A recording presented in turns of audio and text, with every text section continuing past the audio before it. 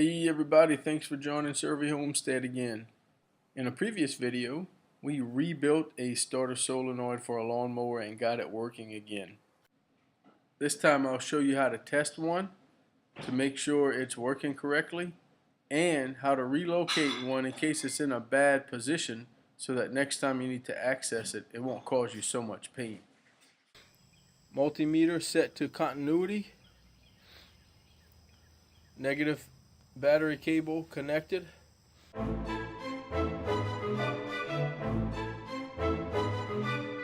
Have the battery charger on there just because we've been sitting for a while. A couple of weeks, I guess. Positive cable and that little positive wire that goes with it. This one would go to the starter, but I don't have it hooked up yet. Sometimes this bottom bracket needs to be grounded, so I temporarily mounted it up here and put this bolt in. And then our two negative cables right here. But you might want to label them or take a picture so you know which color was on the left and which one was on the right, just to be sure.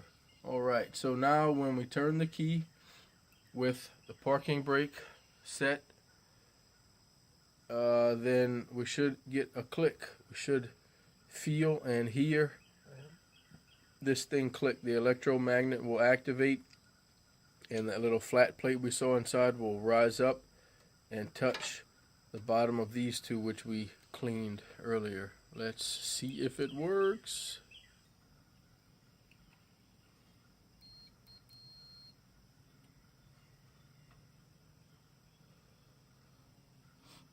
Please work.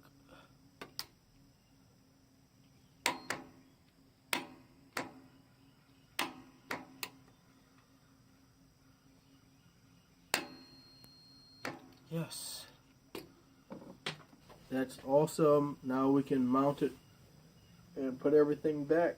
I will not put this thing where it was. It was under here. Under this crazy plate. I had to take the gas tank out, which was here, just to get to this. So I'm going to make some kind of plate or bracket that makes it a little more accessible for next time. Okay, so now the ultimate test. I found a place to mount it. Have the fuel tank back in, this plate back on, and this fuel tank retainer.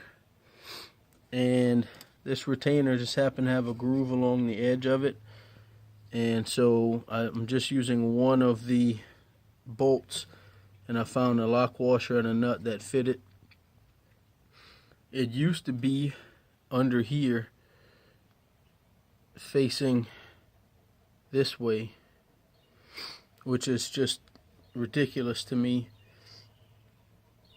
So now we have it in a much more accessible location, and mounted it up, put it all back together.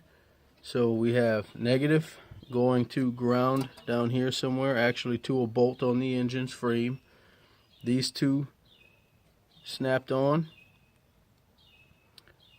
Positive here.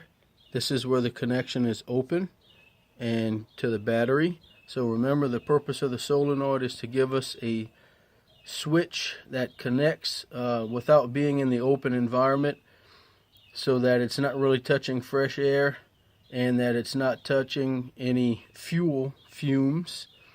So it's high current, low voltage, high current. We will get a spark every time. We'd rather that happen inside this little thing. So electromagnet, when you turn the key on, causes the rod and the bar inside to go up, make contact on these two poles.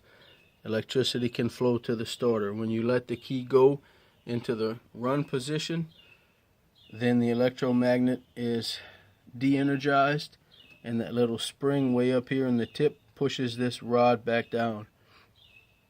So I'd actually forgotten that rod the first time, and when we turned the engine off, the starter was still spinning, and that's bad. So I started thinking, man, what did I do wrong? And I found that little spring on the floor in the shop. So it must have fallen out when everything first came apart. Alright, so let's see if our cleaned up rod and poles are making good contact to the starter. Alright, parking brake on. blades off.